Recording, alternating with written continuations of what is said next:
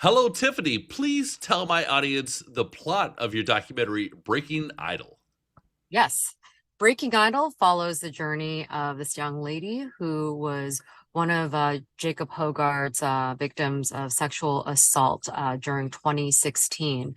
It follows her journey from the moment she first comes out with her story to CBC to her 4 years of waiting for trial. During the trial period and her present day journey in coming out with her identity as she shares with the world what it was like, the aftermath of the sexual assault and trying to obtain justice.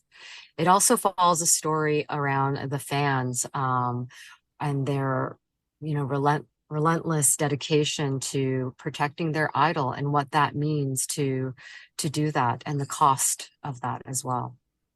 So much to unpackage there. My first, I guess, follow up question is how did you come together with Jessica to collaborate on this documentary? Well, so back in December of 2024, I was invited to direct this documentary that was, developed by Frantic Film and CBC, and so they were looking for a director to come on board this story. And when I was invited to look at the story and understand it and kind of pitch a point of view of it, for me the most important thing was to understand the women who were part of this story and whether or not they wanted this story to be told. And so that's how I actually connected with Jessica, and understood that she had been wanting to tell her story, come out with her identity after the trial was over. And the only reason I was even able to connect with Jessica to begin with, because, as you know, a publication ban means you can't really contact or find out who she is. So it was actually through Christy Lee, the true crime podcast host the host of the Canadian True Crime. And they were connected because she did a 5-part series of the trial of Jacob Hogarth. So when I connected with Christy and she told me that she was in touch with Jessica because they had this relationship while she was doing her podcast, I had asked her if she wouldn't mind asking Jessica if she would be interested in talking to me. And I made a trip last year on a snowy January to Ottawa, that good old Via Rail, and was able to actually connect with Jessica in person and to really understand kind of where her journey was at right now. And when she shared with me that, since the trial had ended, she always had in her back of her head that she wanted to one day share her identity, tell her story and her experience of the trial. And I believe that, like Giselle Pellico, the survivor in France, it really inspired her to really come out, to flip the shame from survivor to perpetrator. Her act of doing that was just yet another reason that inspired Jessica to go on this journey and to come out, and let people know that she is in fact a human being. She is someone that has experienced, the a crazy, horrific experience, but also the aftermath in obtaining justice was just as horrific. And she wanted the world to know, because often in these cases, especially when those remain anonymous in this, they don't have a face, and not having a face and not having a name, often it's easy to dismiss the human side of that story. And I think just for Jessica, her bravery to do that, because we know that that's not easy to name yourself, and for her to do that to ensure that people understood and not forget that there were humans behind the story. Wow. And on a personal level, getting to know her, how would you say you developed trust? What were some of the things you did? I think with this is I've done a film prior to this called The Apology that follows the lives of former sex slaves during World War II. I think as a survivor myself who has experienced sexual violence, who's gone through the trial system, often I put myself in their shoes. What would I want? How would I feel trust? And for me, it's about sharing. It's about sharing my intention, the goal, the hope, and to really learn and listen and hear what they want out of this, because without that, there really, what's the point of making a film like this? I really wanted to know from Jessica what her objective was and what she wanted the world to know about her experience. And then for her to also be able to ask me questions and also be able to see my films as well. So she understood kind of my approach to telling these stories because I will say and I'm sure you know this, Michael. I mean, you've interviewed a lot of people. You are a cinephile as well.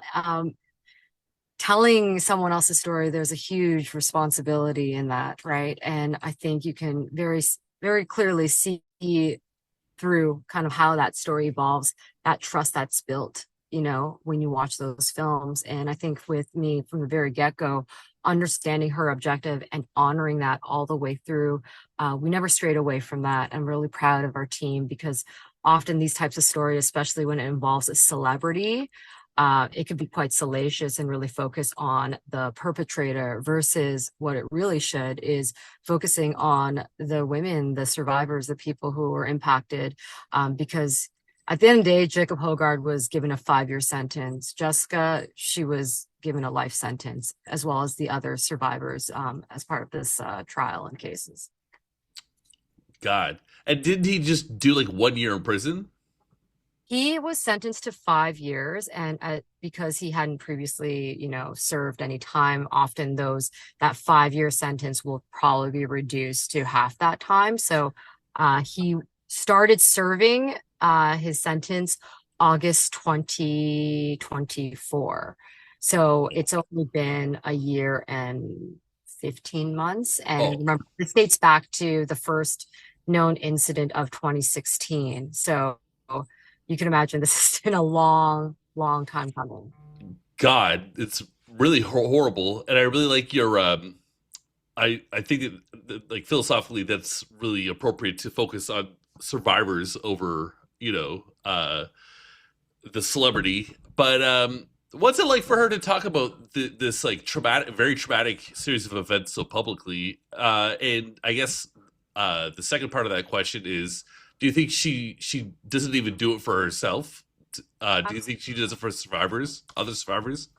I think often, I mean, from what I know in our discussion, like with Jessica, like the process was definitely challenging and difficult to anytime that you're asked to recount your story or share something that was so traumatic in the process. But at the same time, as she said in the film, survivors just want to be believed. They want to know that their stories are heard, not just of the event, but of the act of trying to obtain justice. I think often people just focus on the assault itself, but forget that the life sentence of even trying to gain back your life, your identity, to gain a life and carve it, like that is often overlooked. That hardly ever gets spoken about. And for many survivors of sexual assault, I think that the hope is that people understand what happens afterwards and how it can look like, and also the journey, the forever journey it is to kind of regain that. I think that for Jessica,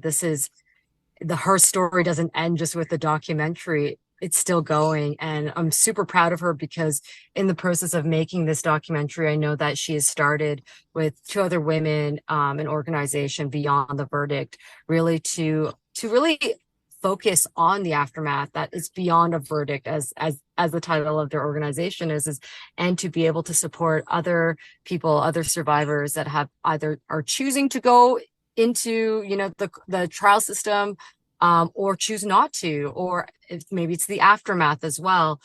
So I really feel like this is just the beginning of Jessica's journey afterwards, where I feel like there's so much for her to do, and who knows where it will lead to beyond, the organization itself. Very interesting. Very interesting. Do you have any hope that, it, partially with projects like this, the entertainment industry will become more accountable for its bad actors? I mean, we want to hope so, right? Like, I feel like I mean, the optimistic part of me is like, yes, because more and more of these stories, if they come out and people talk about it, change will inevitably will have to happen because at the end of the day, you need viewers, you need the fans, you need the people who buy into your stuff to have an economy in the music industry and the entertainment industry. So if you don't change, you'll it will stop. That's my optimistic thinking. Now, then my other hat, I'm thinking, well, we highlight briefly the sound off report. And in that sound off report, you see decades and decades, 70 years of, celebrities, musicians, some of our own beloved favorite artists are on that list. So this isn't just a new thing. We know that this has been going on time and time again. And have we become numb to it? Have the industry have just adopted this like, well, rock stars will be rock stars? Have we as fans and audiences just shrug our shoulder and be like, what do you expect? It's been happening. And I like to think that at some point, when is it enough is enough, right? People think that just because we're no longer in the 70s, 80s, and we're not having those types of like sex parties in the green rooms and people are being recruited directly from, the stage to the backstage, things are still happening. It's just more advanced, with social media, with technology, the ways that people are connecting with these celebrities, they are happening still. They're just happening in a more sophisticated way. And we can't turn our eyes, another way and really see what is happening. And I do hope stories like this, like Breaking Idol with the new Diddy doc, I don't know how many Diddy docs there will be, but hey, if they keep getting pumped out, the conversation is still happening. And one thing for me, I was very passionate about when I was first approached about the story is that if we can use a celebrity to highlight what is happening for even survivors who weren't assaulted by celebrities, that to me is a win. We need to get more people talking about this, more eyes on these types of stories. If it was so hard for Jessica and for the other survivor on trial to go through this, could you imagine for the many survivors that aren't assaulted by celebrities, what they go through without the attention, without that support as well? There are so many, it's countless. So I like to think that we can take these moments and, conversations in the media right now to really, hone in on the important story behind this, that sexual assault victims, like, I think the stats now is like 1 in 6, right? And it's just the numbers keep climbing. All right. And one thing that really struck me in the documentary and that you also touched upon in this interview is the fact that fans can be very, let's just say, well, I don't know how to say this. They can be overzealous. They can be overprotective and overlook really horrible things. But as we see in the documentary, there's so many names and so many people who've made great art who've also done these horrific things. What would you say to these people, I guess, psychologically, to learn how to separate the art from the artist? Oh my God, that's such a great question. It's something that I feel like we all have to ask ourselves. At what point can you what point do you separate the art from the artist, right? Like, I think, and as Sarah McDonald said, like, I think that line is when harm is done. When harm is done, you can't separate that art from the artist. I feel like they become intertwined because what you're appreciating and who did that to me is really hard to appreciate, that music or that piece of visual art, or you know what I mean? Like, when it's attached to when the person who is expressing it has done harm to others and their expression of arts, both in lyrics, both in whether it's visual, whatever the craft is, that to me becomes this, like, I cannot separate the art from the artist. And like, I cannot watch a Woody Allen film, like, and he's like this master, filmmaker, but how can I, when I know, especially when those films are so personal and often from his own experience. And it's hard because when there's that point of view, and that point of view for me, like, is attached to a perpetrator, whether convicted or not, I know enough to know that I cannot separate that.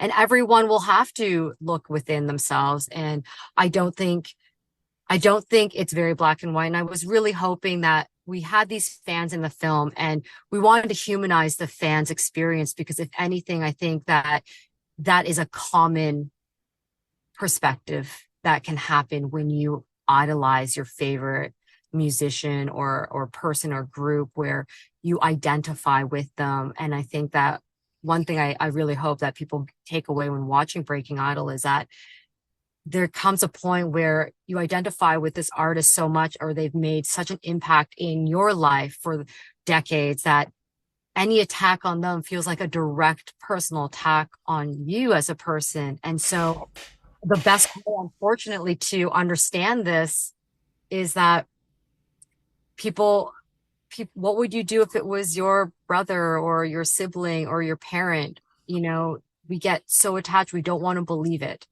Believing it would crush our identity, our world.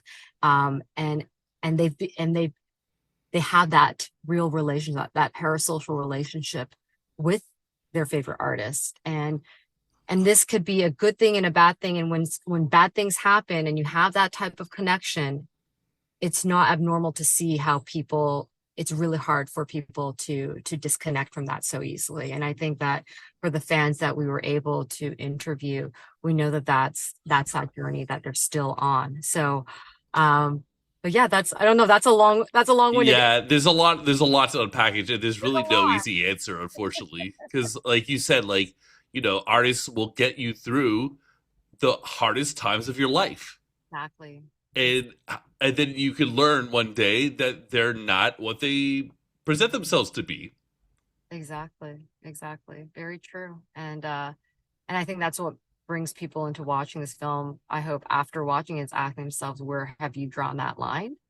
You know, and what are we still making excuses for? I think, you know, complicity, we're really highlighting complicity. And that's where, silence becomes this like, unfortunately, silence continues to perpetuates the cycle of violence. As long as people don't talk about it, people feel like they can get away with more of it. That fear of speaking out, the fear of acknowledging, all of that, there's a cycle of it. And I think as fans of our favorite artist, of bands, it becomes a complicity, and we become part of the problem, unfortunately. All right, and if you would just to shift gears, because I feel like I could ask like 20 follow up questions just to this one question. If you could crystallize the movie, what it is, what the philosophy is, what the emotional journey is. If you could crystallize it by describing one scene, what would it be?